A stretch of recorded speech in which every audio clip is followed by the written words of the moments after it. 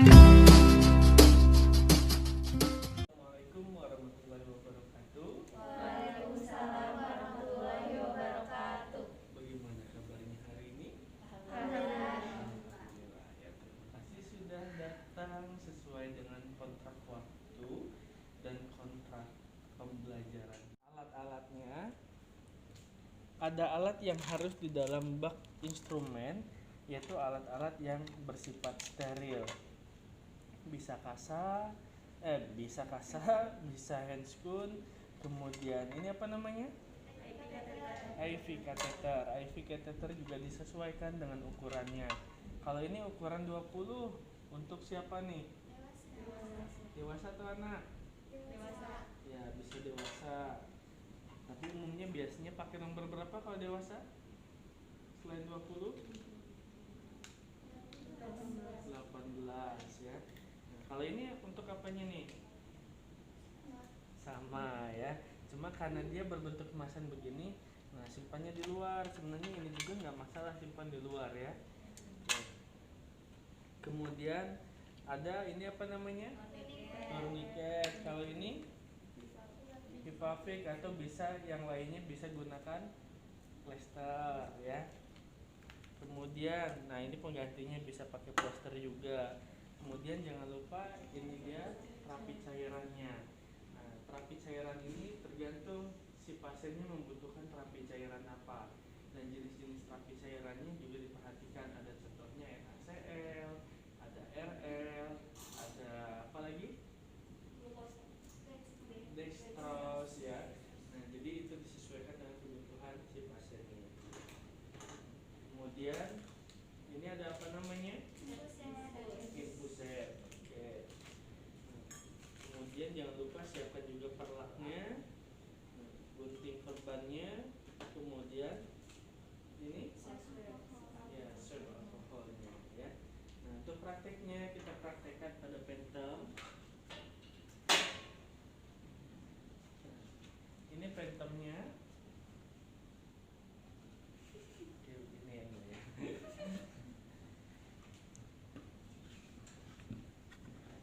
Perhatikan adalah tahapan tindakan mulai dari praorientasi yang harus kita lakukan adalah menyiapkan alat, kemudian fase selanjutnya orientasi. Bagaimanakah fase orientasi itu? Yaitu fase kita kontrak waktu, perkenalkan diri dan lain sebagainya terhadap si pasiennya. Di situ kita menerapkan prinsip apa? Komunikasi terapeutik ya, kita gunakan komunikasi terapeutik. Contohnya bagaimana? Kurang lebih begini nih. Permisi ibu, atau assalamualaikum ibu, perkenalkan saya dengan perawat A, saya bertugas atau dinas atau praktik hari ini mulai dari jam 7 pagi sampai jam 7 siang nanti. Nah, berdasarkan catatan rekam medis ibu atau bapak, hari ini ibu harus dapat terapi cairan karena kondisi ibu kondisinya begini nih, kebutuhan cairannya kurang. Nah, kita akan melakukan pemenuhan kebutuhan terapi cairan melalui infus. Alat-alatnya sudah saya siapkan. Ibu bersedia tidak? Kalau bersedia, dia menjawab iya. Kemudian tanya dia nyamannya mau di mana. Kita mau lakukan pemasangan di sini, ibu mau? Kalau enggak, kita cari tempat yang lebih privasi atau yang lebih memungkinkan gitu contohnya ya. Ketika si pasiennya oke setuju, kemudian kita siapkan. Bagaimana cara menyiapkannya? Nah, ini tempat menggantungnya di sini. Siapkan. Yang pertama kita siapkan adalah infus set.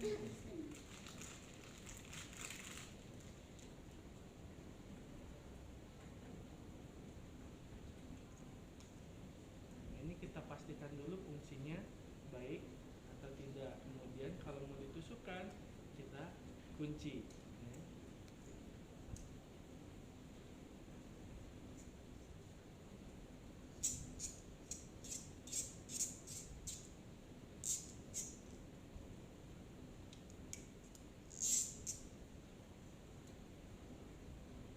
Pastikan masih ada tutupnya semuanya ya, karena ini yang harus dijaga kesterilannya.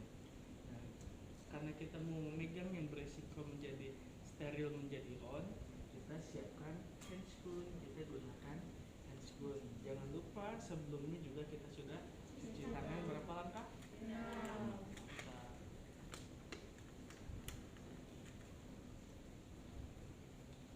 Ini handscoonmu ya Pak ya? Kecil banget ya, sudahlah. Ini pura-puranya pakai handscoon gitu ya.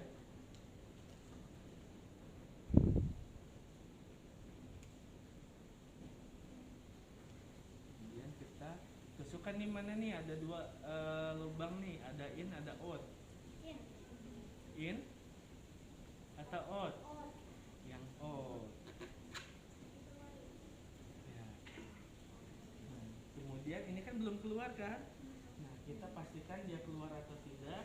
Kalau tidak ada pom, kita bisa kesinikan nih, pegang. Tapi si needle-nya jangan dilepas. Kita buka, kita alirkan. Oke, tuh mengalir kan? Nah, pastikan semuanya sampai terisi dan tidak ada udara di dalam selangnya. Kenapa tidak boleh ada udara? Menyebabkan emboli. Ketika ada emboli masuk ke aliran darah, apa yang terjadi? Ya. Oke, sip. Contohnya sudah tidak ada udara. Kemudian ini kita letakkan.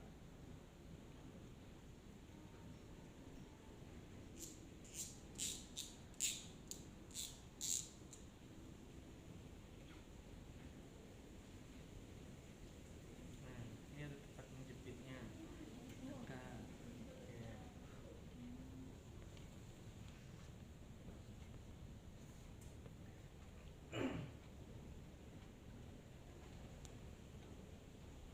Nah, kemudian baru kita siapkan pasiennya. Kita alas dengan perlak. Setelah dialas dengan perlak, kemudian kita pastikan kita cari bagian pembuluh darah apa yang akan kita tusuk? Pembuluh darah vena. Arahnya ke depan atau ke atas atau ke bawah? Ke atas. Kenapa begitu? Karena kita akan memberikan terapi kepada pembuluh darah vena yang arahnya pembuluh darah balik dari jaringan ke jantung ya. Nah, kemudian setelah kita menemukan area pembuluh darahnya, bagaimana cara memilihnya? Yaitu pembuluh darah yang lurus dan tidak bercabang, berwarna hijau, biru, hijau, tidak kuning. Ya, umumnya pembuluh darah yang miskin akan oksigen atau kaya dengan karbon berwarnanya lebih gelap ya. Nah, ketika sudah dapat, kemudian kita siapkan turniket. Kita pasang turniket seberapa jauh dari titik penusukan? 3 sampai 4 jari. Kita bisa ukur begini. Kalau kita menusuknya di sini, kita ukur begini ya. Tarik, kemudian tangannya diminta untuk mengepal. Dengan begitu akan terlihat jelas bagian pembuluh darah yang akan kita tusuk atau insisi ya. Kemudian pilih IV kateter sesuai dengan ukurannya. Setelah pilih, kemudian kita buka. Nah, kita pastikan kita menggunakan handscoon tadi ya. Kita pastikan ukurannya sesuai. Nah, kita pastikan ini masih utuh. Jadi di dalamnya ada IV line-nya, kemudian ada madrinnya. Ya, ini IV line-nya, yang ini mandrinnya. Ya, karena mandrin ini nanti ketika kita masukkan ke pembuluh darah, ini harus dicabut. Ya, yang di dalam hanya ini. Ya, ini bentuknya. Mau merek apapun sama. Paling yang membedakan adalah ukuran antara dewasa dengan anak. Tapi ke pasiennya kita nggak boleh pegang ini ya, karena ini adalah daerah yang steril. Oke. Sekali lagi, ya bentuknya begini. Nah, kemudian kita sudah periksa ini oke, baru kita siapkan. Kita desinfektan bagian yang akan kita tusuk supaya tidak terjadi plebitis atau jangan sampai ada bakteri di area penusukan. Kalau tidak ada alkohol swab yang kemasan begini, kita bisa gunakan alkohol swab juga yang masih tradisional dengan kapas yang dibasahi dengan alkohol.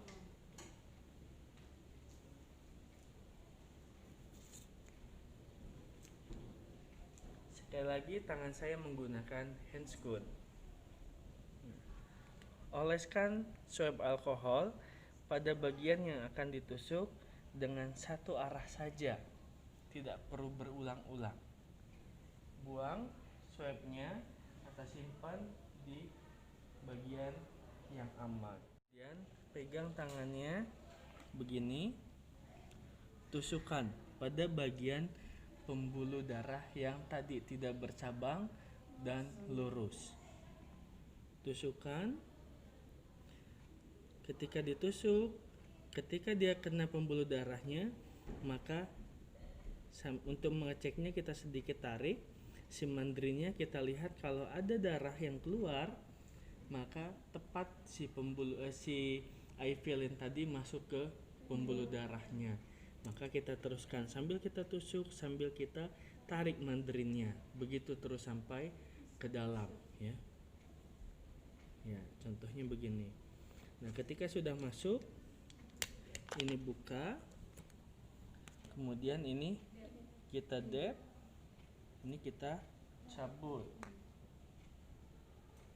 kemudian baru kita ambil, ya, ini kita lepaskan, baru kita pasangkan ke sini.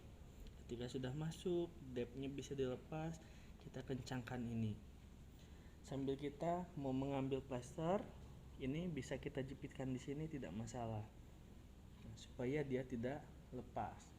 Baru kita bisa gunakan swab tadi. Kemudian kita gunakan plester. Menyiapkan plesternya, ketika memang tidak ada plester elastis yang sudah didesain memang untuk pemasangan infus, kita bisa modifikasi dengan Hipavik atau plester yang ada. Apabila menggunakan Hipavik, kita bisa buat persegi 4 begini, kemudian kita gunting di bagian tengahnya. Setelah itu, ini yang akan masuk ke, ya begitu, ya. Kita buka.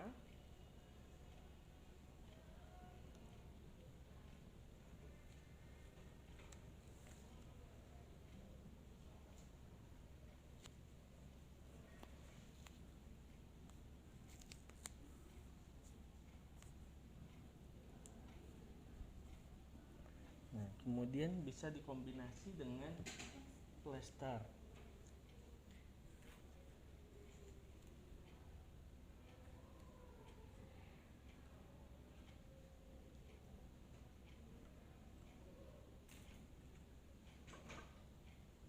Kombinasi plester kita buat simpul kupu-kupu.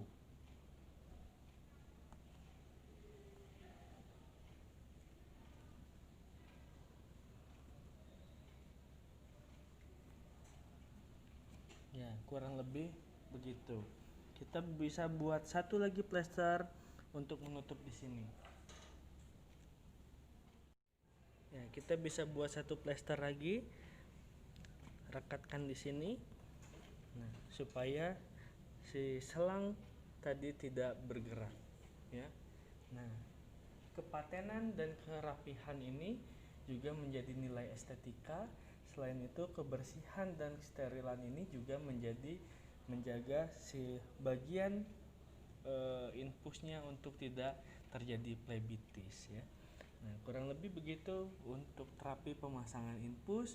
Baru kita buka atau kita atur tetesannya dengan rumus faktor tetesnya.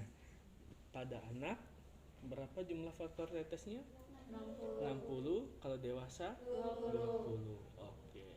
Nah, nanti baru disesuaikan dengan berapa jumlah kebutuhan cairan yang akan diberikan dalam waktu yang ditentukan oleh ketentuan terapi dokternya ya.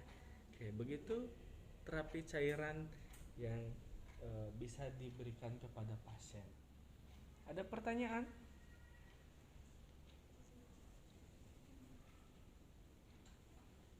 Bertanya aja lah satu. Kalau mau tanya Pak, kalau misalkan pada kondisi dengan plebitis, kalau misalkan padahal baru dipasang gitu sih infus, tapi gak lama kemudian plebitis, berarti itu faktor apa aja yang mempengaruhi terjadinya plebitis? Terus baiknya tindakan apa yang kita lakukan, langsung di-up kah atau gimana ini? Ya.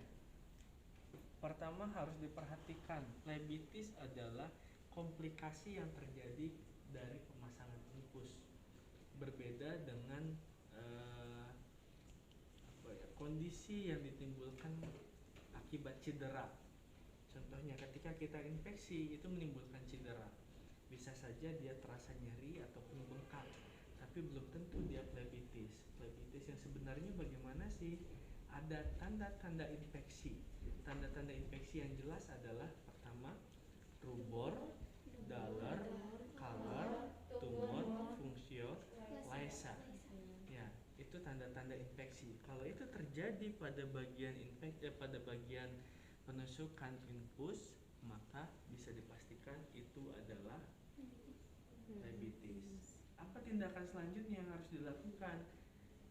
Kalau memang benar itu sudah terjadi plebitis, maka cabut dan pindahkan pada tangan sebelah yang sehat. Jangan dibiarkan terus, kecuali dia terasa nyeri saja, ada bengkak saja, tapi tanda-tanda infeksi lainnya tidak terjadi. Bisa jadi itu adalah respon dari si kerusakan jaringan tadi ya. Tapi itu juga bisa menjadi resiko terjadinya plebitis. Apa saja sih menyebabkan terjadinya plebitis? Yang sama saja dengan faktor penyebab infeksi, yaitu kebersihan dan kualitas dari alat yang digunakan. Begitu ya. Oke, ada pertanyaan lagi?